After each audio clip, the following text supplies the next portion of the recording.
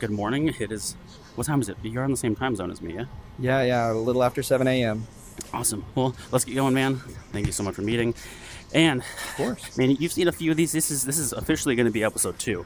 It was supposed to be 3, but I won't bring up Trent's problems. But it's and just to clear that up, he doesn't have any real problems. Yeah, we recorded a whole lot, and then he forgot to press unmute on his mic. So we recorded a full-blown, and it was a great conversation. Man, we talked about so much. That's so unfortunate. I know. The second we got done, he texted me, OMG. And then the second he did it, I was like, what went wrong? I knew exactly what was happening. I was already coming up with solutions of, okay, how can I work around this? And, how can I? But then he was like, no audio at all.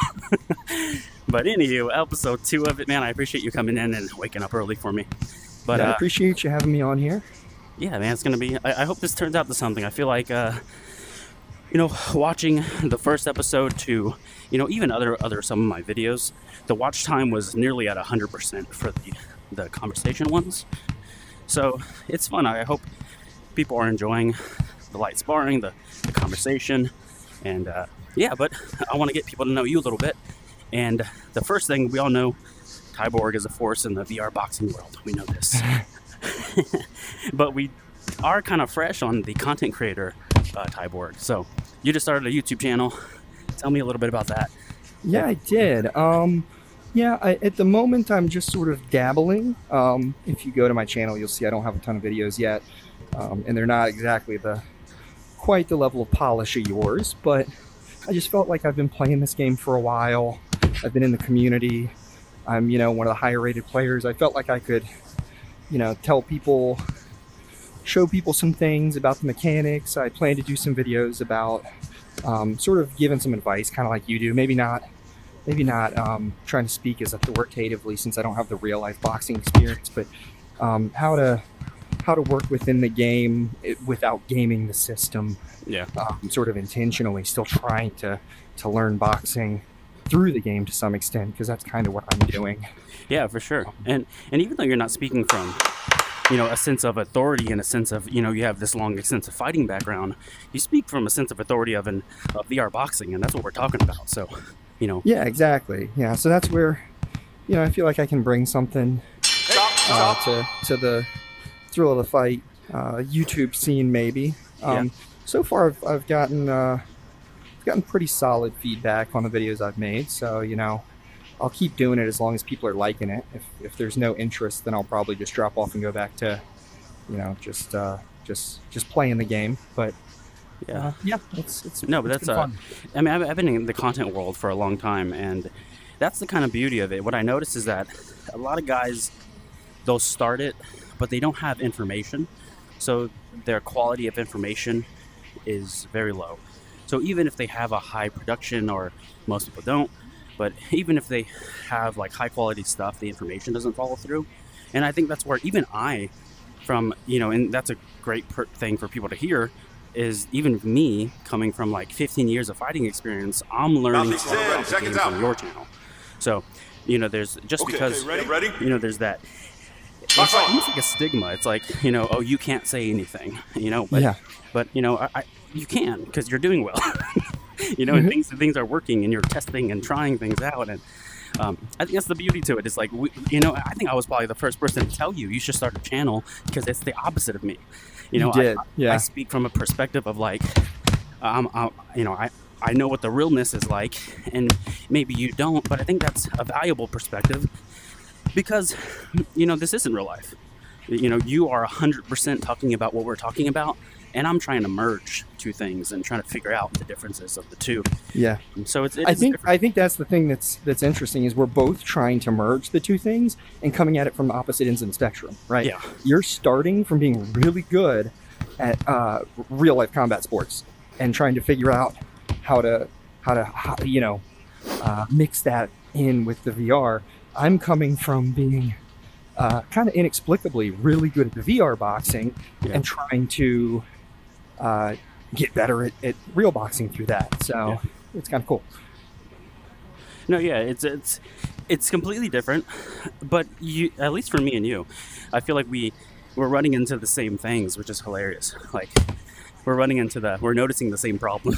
Yeah. Which is, again, from two different perspectives and two different ways of thinking and looking at stuff, coming up with the same, hey, we're both agreed that this is an issue. I like to think someone should listen to us. Yeah. And that's how it feels. It feels like, that's why whenever you said, not speaking from an authority figure on your channel, it feels like you definitely can,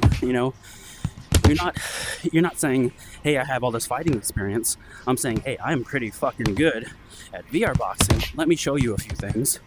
And that makes perfect sense, at least to me, at least. I'm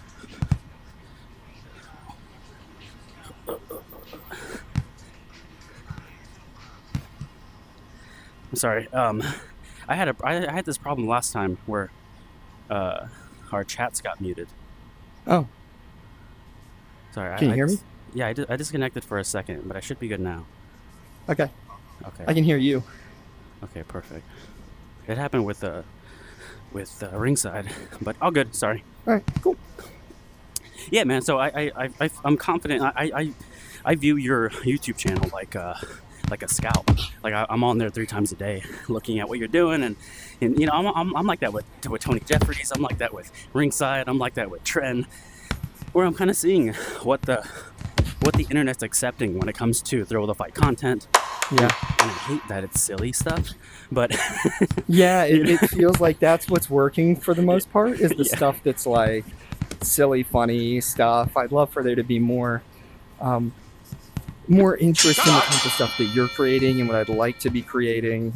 It seems like there is some appetite for that, but it doesn't have quite the same reach, at least not yet. Yeah, and I think as the game gets closer to that release date, whether it's a year or 2 years or whatever, we're gonna be in the core of it. I already have built that social foundation for whenever that giant wave of people come through. At least in my head, that's how I'm imagining it. I'm going to set my foundation. I'm going to become a force in the content world. And whenever that giant demographic of people come over, when the game is officially released, then we're already going to be here. Like, we're already going to be the people that people are saying, hey, go see that guy or go see this person. Yeah. So I just want to see this game blow up so bad because it is unique for me. I've been playing games all my life. Yeah. And playing sports. And this game feels like a hybrid of the two in a way that no game that I've ever played has. And honestly, it's completely transformed my fitness. I was pretty out of shape when I started playing really the first game, Thrill of Fight 1, about a year and a half ago, I guess. Yeah. And I started getting, back into shape through that. But then this game has taken that to a completely different level. Just because it requires so much more fighting against real people. Yeah. Did you try any other games outside of Thrill 1 back in the day? Well, no other boxing games. It's funny because I actually got the Quest headset thinking that I was going to play like more traditional kind of video games. Yeah, like a Skyrim or a... Yeah, I think Asgard's Wrath had just come out or something, and I was like, oh, that looks cool. I should get a headset and try this.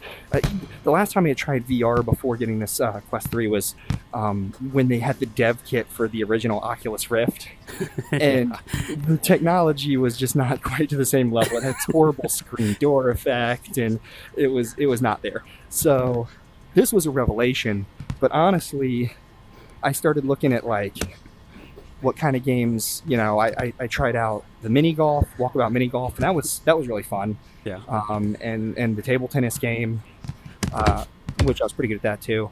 But then somehow the internet recommended Thrill to me, Thrill 1. Yeah. And once I started playing that, the Quest literally just became a thrill fight machine. That was it. That's basically all that's been booted up. The first game and now the second game for over a year. Yeah. No, that sounds about right. And I think a lot of people can relate to that too. It's basically a workout device. That's pretty much exactly. Which is a great bargain, by the way. Let's just talk about that for a moment. Oh my lord, it is $10. I mean, you could replace the headset once a year, and you're still like, yeah, not bad. Exactly. I don't have to leave the house. My gym comes to me. I have fresh workouts every day. Nothing's ever the same. It's amazing. You look at what people are paying for Pelotons, which by the way we have one of those, which we never use, or rowing machines, gym memberships. Yeah. And I mean, a Quest headset as a one-time purchase, or like you said, replacing it when you destroy it from sweat damage, not something I'd know anything about. No. Plus a $10 game is like, it's nothing. Yeah. And I mean, you brought that up too. Even if you buy like another device or something, I mean, Peloton, I'm paying, what is it, like a $40 membership just to have live, and then, not to mention, $2,000-$3,000 equipment. Yep. So you're like, man, that's quite the investment. Of course, you don't have to go that route. You can go to a Planet Fitness, but you're still spending $100 a year on this $10 a month. You still have to drive your car. You still have to set aside some hours to commute. And that's, for me, the commute part is like if I could get training partners in my garage, I'd pay money just for that, like just for them, just so I don't have to leave the house. It's the best. But yeah, you were telling me about how you were getting in shape with Thrill the Fight 1. I mean, I only know Tyborg today, right? Yeah. Tell us a little bit about that. Was that fitness journey pretty big? Did you come from a super out of shape, and now, I mean, yes. I'll give you a weird compliment real fast.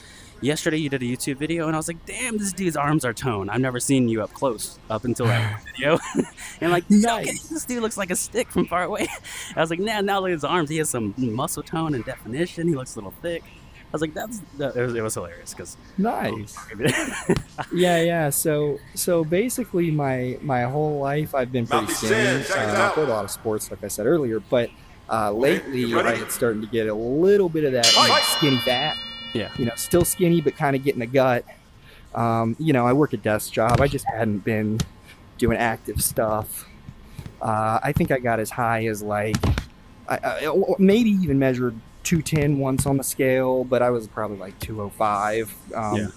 And today I'm down to a pretty lean, mean, like 188.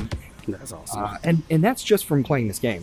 Like, people aren't going to believe it. It's not from changing my diet, because I didn't do that. It's not from like quitting drinking, because I didn't do that. It's from playing Thrill of the Fight 2 every single night. Isn't that nuts? And I'm not saying like, oh, you should, because I am a strong believer in, like, food for me is like a good chunk of my happiness. Like, I love good food. I love to cook. I love to eat. That's why I work out so hard. It's like, dude, a good meal, a good dessert, holy crap, that's like, it's like a part of the reason of living is good food. So I'm not going to say change your diet, okay? But imagine if you did. Like, imagine if you change your diet, because your diet's going to be like 60, 80% of that progress. So imagine, that's why I think all the time. I was like, I'd be a chiseled mess if I stopped eating fast food and French fries all the time. But that's how I feel, at least. It's like, man, I'm in great shape. I was like, I feel great. My body feels great, and I eat like shit. So imagine if I eat really good. Man, I would probably be in the best shape of my entire life. Yeah. Obviously, right? But that's what I think about a lot. I'm like, I should probably clean this up a bit. No, I'm fully with you. It's just... It's a lot harder to eat clean than it is to go in my garage and beat up virtual people, For sure, yeah. Especially that self-control at a grocery store. You're like, what am I going to buy? Chicken every day? There's my favorite snack. Yeah, I'm good. Let me just pass by a Raising Cane's and not get it. What are you talking about? That's what I was yesterday. I went to a Target. And there was a Cane's just staring at me across the street. I don't think I've ever had Raising Cane's. Is that kind of like a Popeyes sort of... Yeah, it's just like there's like 4 things on the menu, and they're all chicken tenders. Yeah. Yeah, it's basically that. But their cane sauce is amazing. That's why I go. I'm a fat kid at heart. Maybe when I stop working out, I'll just round out completely, be a bowling ball of a person. But I'll be like a Matt Serra or something. But like looking for a fight Matt Serra, not like fighting George St. Pierre Matt Serra. But anyway, yes, it's just I'm definitely, food is like a... Man, it's like a curse. Man, I'm like, and luckily all my kids are active, and we walk all the time being out. But like, my wife is like 4'9", like 110 pounds after having 5 kids. She's like a tiny human being. Yeah. And you've seen me. I'm fully grown at 150 pounds. So you're still looking fit, Dave. I watch all your videos. I'm trying my best. That's for sure. But just like you, this is the only thing I'm doing. I lifted weights the other day with my wife because she asked, but that was like once in a month, you know. But Yeah. like thrill is the only thing I'm doing, which is so much fun. And I fight the same 8 guys every week, you know. Like there's never Yeah. anyone new. I call me the old guy in the group, but I hate going into a shared lobby because I feel Oh, me like too. Me too. and maybe that's the unpopular opinion, and maybe, but man, I feel like I have a 50% chance someone's gonna yell at me, and Yeah. I'm just like not interested. I definitely, if I'm fighting somebody new that's just like through like a shared lobby or not one of the guys that I know that, you know, we all know on the Discord that we fight all the time, I'm almost always going to be like, hey, let's do a 3x2. Let's do 3 rounds 2 minutes. Because I just don't want to commit that much time if it's going to end up being a bad experience, right? You just don't know. Yeah, and it's weird, man. I've had a lot of people, like back in the beginning of the days before I started scheduling, I would always be in share lobbies. I kind of liked getting to know people, but I think at that point I only knew Fish. Even like back in the beginning of the mod days, I was not very interacting, I guess. But yeah, me and Fish would meet up every single day. It was like every day at 2 o'clock we'd meet up. It was the first guy I ever met. And then once I realized that, oh, like this is like the real life. This is like when I text a guy, hey, you're going to be at the gym tonight, and we meet up and we just have a great session because we're both there to work. And it reminded me of that. So then ever since then, I've been in shared lobbies since, which is nice. A lot of the same guys, but a lot of these guys are, I mean, you know, we probably go against the same couple guys. No one's here playing messing around, you know, like Yeah. even like the guys that are not so good. I mean, they'll go 12 rounds with you, no problem, which is so much fun. Your 12-round wars or something, Dave, I'll tell you what. If I did that every day, then I'd really be in shape. Yeah, see, that's, you know, I call me stupid, all right? But I didn't realize that I guess I forgot. I don't know. When I think about my fighting life, it feels like a past life. Like my 9-year-old daughter was like yesterday at dinner. She's like, I want to watch some of your fights, and like they don't even have a memory of Dad's fight life. Oh, that's crazy. Yeah, and they went to all my fights. They were in the stands at being 1 year old and watching me either, you know, whatever it was. But she's like, I want to see some of yours, and then we put some of my fights on the TV, and luckily a lot of them ended well. So now she's like, oh, that's crazy. Like, you're just a Disney dad to me. And I'm in a cage ripping someone's leg off. But you know, my point is that it just feels like a different life. And whenever I go against people, I guess I don't realize that I'm here the whole time, you know, and like forcing this close-up fight, which forces you to fight, which a lot of people give me that feedback. Well, I don't mind it because, I mean, that's just your style. The thing that you're not doing, that a lot of people are doing in this close-up fighting, is running into you where you're overlapping and then just kind of winging the... Sorry, I had to demonstrate that. No, but, for sure. And then, you know, winging the stuff from on top. You get like close, this. but you're like... Like you're this. just... Yeah, and that's fine. You know, you're in close, but you're hittable. You're not forcing a lot of clinches. You're just cutting off the ring. So for me, it's a fun challenge because I want to stand back here. Yeah. You know, and throw jab 1-2, jab 1-2. Well, I want to stay when you're here. forcing that, you know, I gotta create that space, which is it's a good workout and it's fun. Yeah. What I noticed too, and let me know, what do you think? Do you think people are doing this on purpose? I went against someone yesterday. I won't say any names to be nice, but dude, it was like an entire fight like this, and it was like, I think, oh my god, there's a combination. I think some people are probably doing it on purpose because it works. Because there are definitely a lot of people who will do anything to win in any game. Right? Even in a custom match blows my mind though. Yes. Even when there's no benefit, people just want to win. They want that scalp. You know, they want to say, I beat Super Dave. Yeah. But I think there's also people who just don't realize they're doing it. In the heat of the moment, you find... So I'll tell you what. I'll tell you this. I played Thrill of the Fight 1 for like a year, and I felt like I was pretty good at it. And then I played Thrill of the Fight 2, and came in, and I expected to be pretty good, above average maybe, because, you know, I'm pretty athletic, reasonably so at least. And I was just like really, really good. I was beating everybody. My ranked record started out... before they did the white, my ranked record was like 58-3-1. Yeah. Seconds out. Ready. And and I went back and watched my form. I finally started recording myself, which I would recommend everybody do. Yeah. And I was like, oh my God, what am I doing? This is not, what in the world? So like, I wasn't even one of these people trying to exploit, but I was like doing all sorts of off balance stuff where I was kind of like, you know, my stance was goofy and I was swinging my head around way too much. And it was just, I was watching this like, what in the world? And I was definitely throwing a lot of what we've been calling arm punches, you know, where it's just very quick stuff with, I thought I was putting weight behind it, but I did not realize that I was not engaging my body that much. So the game is not yet at a point where it gives you enough feedback without you going and looking for it yourself. Yeah. So a lot of people are going to do this thing where they're going to get close and they're going to get their head in, those body hooks, and they're not going to realize that they're completely just gaming the system, basically. Yeah. Especially if I have real boxing experience, I kind of want to go way up here and kind of nudge on my shoulder and push on my head and, you know, be a little aggressive. So, you know, it's such a blurred line because if you have a lot of experience, that's understandable. And if you have none, it's just like you're not going to be doing the same thing. Yeah. Well, and because people against me are always, I would never begrudge someone from trying to get close against me because I've got this big wingspan, right? Yeah. So like when I fight Boxing After Dark, you know, he's always in on me, but he's doing it super legit because you know him, he's a real boxing guy.